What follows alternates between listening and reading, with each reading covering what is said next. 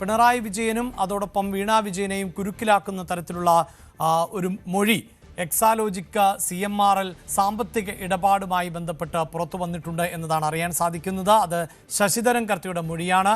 പിണറായിയുമായുള്ള അടുപ്പത്തിൻ്റെ പേരിലാണ് കരാർ നൽകിയത് എന്ന് ശശിധരൻ കർത്ത മൊഴി നൽകി എന്നുള്ളതാണ് നമുക്ക് അറിയാൻ സാധിക്കുന്നത്. വീണ CMRLന് വേണ്ടി സേവനം നൽകിയിട്ടില്ല. 2024 ഏപ്രിലിൽ വീട്ടിൽ വെച്ച് നടന്ന ചോദ്യം ചെയ്യലിൽ ആണ് ശശിധരൻ കർത്ത ഇത്തരത്തിൽ മൊഴി നൽകിയത് എന്നതാണ് അറിയുന്നത്. കണ്ടുകെട്ടൽ നടപടികൾക്ക് മുന്നോടിയായി ED അഡ്ജുഡിക്കേറ്റിംഗ് അതോറിറ്റിക്ക് മുൻപാകെ ഇത് സംബന്ധിച്ച് റിപ്പോർട്ട് നൽകിയിട്ടുണ്ട്. ഇതിൻ്റെ അടിസ്ഥാനത്തിൽ വീണയുടെ 16.5 ലക്ഷം രൂപയാണ് മരവിപ്പിച്ചിട്ടുള്ളത്. വീണയുടെ മറ്റൊരു കമ്പനിയായ ലേക്കർ ഇന്ത്യയുടെ 15.5 ലക്ഷം രൂപയും മരവിപ്പിച്ചിട്ടുണ്ട്.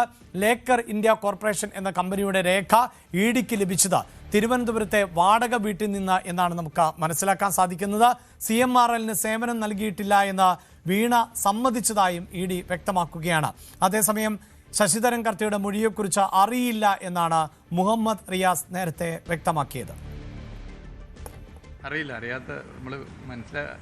അറിയാത്ത കാര്യങ്ങൾ പറയാൻ പറ്റില്ല. അല്ലാതെ നേരത്തെ പറഞ്ഞല്ലോ, ആ കാര്യങ്ങൾ നേരത്തെ പറഞ്ഞല്ലോ. കേസുമായി സഹകരിച്ചാണ് പോകുന്നത്. മറ്റു കാര്യങ്ങൾ ഇപ്പോൾ ഒരു വാർത്തയുടെ ഭാഗമായി നമുക്ക് പറയാൻ പറ്റും. കേരളത്തിൽ പോലീസിന് ഈ വാർത്തയുടെ വിശദാംശങ്ങളുമായി നവമി ദിനേശ് ചേരുന്നുണ്ട്. നവമി, ഇപ്പോൾ പ്രതിപക്ഷ നേതാവിൻ്റെ വാർത്താ സമ്മേളനം തുടരുകയാണ്. ഒരു പക്ഷേ ഈ വിഷയത്തിലടക്കം നമുക്ക് പ്രതികരണം ലഭിക്കുമെന്നുമാണ് സൂചന. ഇപ്പോൾ നൽകിയിട്ടുള്ള മൊഴി, അതായത് പുറത്തു വരുന്ന വിവരങ്ങൾ അനുസരിച്ച് അങ്ങേയറ്റം വീണയെയും അതോടൊപ്പം തന്നെ പിണറായി വിജയനെയും പ്രതിക്കൂട്ടിലാക്കുന്ന മൊഴി തന്നെയാണ്. അതായത് അടുപ്പത്തിൻ്റെ പേര് മാത്രം വളരെ പ്രധാനപ്പെട്ട ഒരു കരാർ നൽകുന്നു, നൽകാത്ത സേവനത്തിന് വലിയ തുക പ്രതിഫലമായി നൽകുകയും ചെയ്തിരിക്കുന്നു എന്ന് ശശിധരൻ കർത്ത തന്നെ സമ്മതിക്കുന്ന സാഹചര്യം ഉണ്ടാകുന്നു. അത് വീണയും സമ്മതിച്ചിരിക്കുന്നു എന്നതാണല്ലോ ഇപ്പോൾ പുറത്തു വരുന്ന വിവരം. അഭിലാഷ്, നമുക്കറിയാം മാസപ്പടി കേസുമായി ബന്ധപ്പെട്ട ED ആദ്യം ഒരു കേസ് രജിസ്റ്റർ ചെയ്തിരുന്നു. അതിന്റെ ചോദ്യം ചെയ്യലും അതുമായി ബന്ധപ്പെട്ട റെയ്ഡും ശശിധരൻ കർത്തയുടെ വീട്ടിലടക്കം റെയ്ഡ് നടത്തിയിരുന്നു.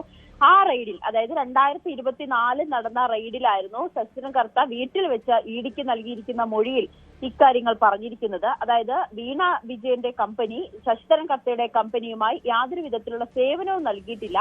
അത്തരത്തിൽ സേവനം നൽകാതെയാണ് ഇവർ തമ്മിലുള്ള സാമ്പത്തിക ഇടപാട് നടത്തിയിരിക്കുന്നതെന്നാണ് ഇപ്പോൾ മൊഴി പുറത്തു വന്നിരിക്കുന്നത്. അതായത് അന്ന് രേഖപ്പെടുത്തിയ ഈ മൊഴി അത് കണ്ടുകെട്ടലിന്റെ ഭാഗമായി ED അഡ്ജുഡിക്കേറ്റിംഗ് അതോറിറ്റിക്ക് മുൻപാകെ റിപ്പോർട്ട് സമർപ്പിച്ചിട്ടുണ്ടായിരുന്നു. ആ റിപ്പോർട്ടിന്റെ വിശദാംശങ്ങളാണ് ഇപ്പോൾ പുറത്തു വരുന്നത്. ഒപ്പം ശശിധരൻ കർത്ത പറയുന്ന മറ്റൊരു കാര്യം, വീണയും പിണറായി വിജയനുമായിട്ട് ഉള്ള ബന്ധം, അതായത് പിണറായി വിജയനുമായിട്ടുള്ള, അന്ന് മുഖ്യമന്ത്രിയായിരുന്നു പിണറായി വിജയനുമായിട്ടുള്ള അടുപ്പത്തിന്റെ പേരിൽ മാത്രമാണ് വീണ വിജയന് ഇത്തരം തുക കൈമാറിയതെന്നാണ് ശശിധരൻ കർത്ത മൊഴിയായി നൽകിയിരിക്കുന്നത്. അങ്ങനെയാണെങ്കിൽ ഇത് പിണറായി വിജയനും വീണ വിജയനും വലിയ കുരുക്കായി തന്നെ മാറുകയാണ്. പ്രത്യേകിച്ച് അന്ന് മുഖ്യമന്ത്രിയായിരിക്കുന്ന പിണറായി വിജയൻ ഒരു സൗഹൃദത്തിന്റെ പേരിൽ മകളുടെ കമ്പനിയിൽ ഇത്രയും കോടി രൂപ കൈമാറാൻ എന്തിനാണ് പറഞ്ഞത്? അതുമായി ബന്ധപ്പെട്ട് ശശിധരൻ കർത്തയ്ക്ക് മറ്റെന്തെങ്കിലും ലാഭം ലഭിച്ചിട്ടുണ്ടോ, അല്ലെങ്കിൽ ശശിധരൻ കർത്തയ്ക്ക് മറ്റെന്തെങ്കിലും തരത്തിലുള്ളൊരു ലാഭം ഇതുമായി ബന്ധപ്പെട്ടോ അല്ലെങ്കിൽ മുഖ്യമന്ത്രി ചെയ്തു കൊടുത്തിട്ടുണ്ടോ എന്നീ കാര്യങ്ങളിലാണ് ഇനി സംശയം ഉദിക്കുന്നത്. എന്തായാലും EDയുടെ അന്വേഷണം പുരോഗമിക്കുകയാണ്. അതിനിടയിൽ ഇപ്പോൾ ഈ കണ്ടുകെട്ടിയ ഈ അഡ്ജുഡിക്കേറ്റിംഗ് കമ്മിറ്റിക്ക് സമർപ്പിച്ചിരിക്കുന്ന റിപ്പോർട്ടിൽ പറയുന്ന മറ്റൊരു കാര്യവും വീണയുടെ 16.5 ലക്ഷം രൂപ മരവിപ്പിച്ചു എന്നാണ്. അത് നേരത്തെ തന്നെ പുറത്തു വരുന്നതാണ്. അത് ഏതൊക്കെയാണ് അതിലെ ആ മരവിപ്പിച്ച തുകകൾ എന്നതാണ് ഇപ്പോൾ പുറത്തു വന്നിരിക്കുന്നത്. വീണയുടെ പേരിലും കമ്പനികളുടെ പേരിലും നിക്ഷേപിച്ച തുകകളാണ് ഇപ്പോൾ മരവിപ്പിച്ചിരിക്കുന്നത്. വീണയുടെ മറ്റൊരു കമ്പനിയായ ലേക്കർ ഇന്ത്യയുടെ 15.5 ലക്ഷം മരവിപ്പിച്ചു. അതോടൊപ്പം തന്നെ വീണയുടെ ലോക്കറിൽ ഉണ്ടായിരുന്നതും അക്കൗണ്ടിൽ ഉണ്ടായിരുന്നതുമായിട്ടുള്ള 1.37 ലക്ഷം രൂപ മരവിപ്പിച്ചു. അങ്ങനെയാണ് 16.5 ലക്ഷമായി മാറുന്നത്. ഒപ്പം എക്സാലോജിക്കിന്റെ അക്കൗണ്ടിൽ ഉണ്ടായിരുന്ന 27,585 കോടി രൂപയും മരവിപ്പിച്ചിട്ടുണ്ടെന്നാണ് ഇപ്പോൾ ഈ റിപ്പോർട്ടിൽ പറയുന്നത്.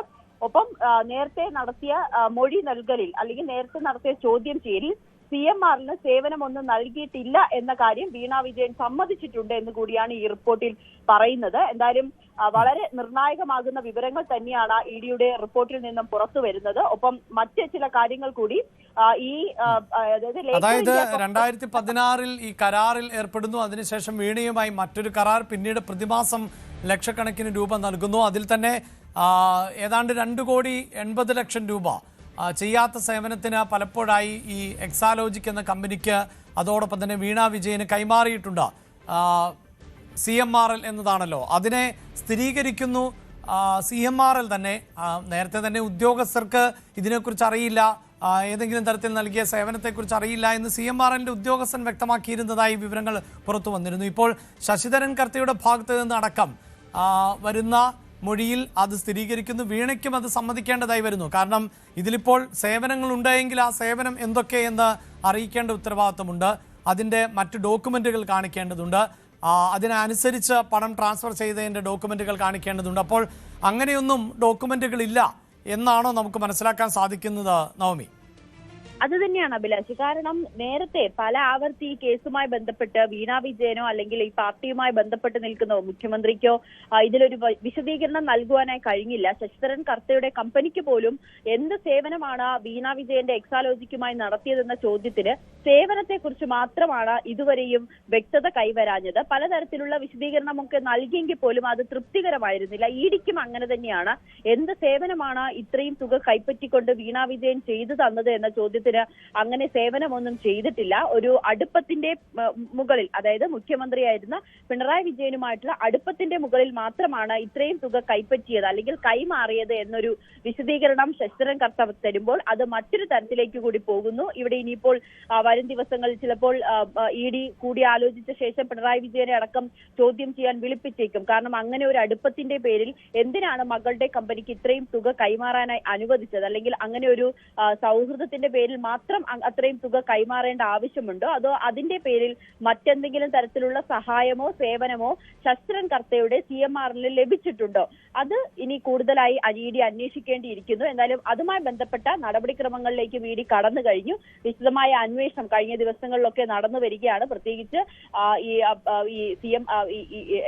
കൊച്ചിയിലെ എൻഫോഴ്സ്മെന്റ് ഡയറക്ടറേറ്റ് ഓഫീസിൽ ഒരു യോഗം അടക്കം നടന്നിരുന്നു. സുപ്രധാനമായിട്ടുള്ള കേസുകളുടെ ഒരു യോഗമായിരുന്നു. അതിൽ CMRL അടക്കമുള്ള കേസിന്റെ വിലയിരുത്തലുണ്ടായി. എന്തായാലും അതിന്റെ ഒരു പശ്ചാത്തലത്തിൽ തുടർ നടപടികളും ഉണ്ടാകുമെന്നാണ് അറിയാൻ സാധിക്കുന്നത്. എന്തായാലും ലേക്കർ ഇന്ത്യ എന്ന കോർപ്പറേഷൻ എന്ന കമ്പനിയുടെ രേഖ EDക്ക് ലഭിച്ചത് വീണ വിജയന്റെ തിരുവനന്തപുരത്തെ വാടക വീട്ടിൽ നിന്നുമാണ്. അന്ന് മെയ് 27 നടത്തിയ റെയ്ഡിൽ, അതായത് കഴിഞ്ഞ ഈ അടുത്തിടയ്ക്ക് നടത്തിയ റെയ്ഡിലായിരുന്നു ഈ മറ്റൊരു കമ്പനിയായ ലേക്കർ ഇന്ത്യയുടെ വിശദാംശങ്ങൾ EDക്ക് ലഭിച്ചത്. വീണയ്ക്ക് ആ കമ്പനിയുമായി ബന്ധമുണ്ട്, പങ്കാളിത്തമുണ്ടെന്ന് EDക്ക് മനസ്സിലാക്കുകയും ചെയ്തു. മെഡിക്കൽ ഉപകരണങ്ങൾ വിതരണം ചെയ്യുന്ന കമ്പനിയാണ് ലേക്കർ ഇന്ത്യ എന്ന് പറയുന്നത്. ആ കമ്പനിയിലേക്കും ശശിധരൻ കർത്തയുടെ കമ്പനിയിൽ നിന്നും പണം കൈപ്പറ്റിയിട്ടുണ്ടെന്നാണ് ED വ്യക്തമാക്കുന്നത്. വാർത്തയുടെ വിശദാംശങ്ങളാണ് നവമി ദിനേശ് നൽകിയത്. കൂടുതൽ വാർത്തകൾക്ക് News 18 Keralam YouTube channel subscribe ചെയ്യുക.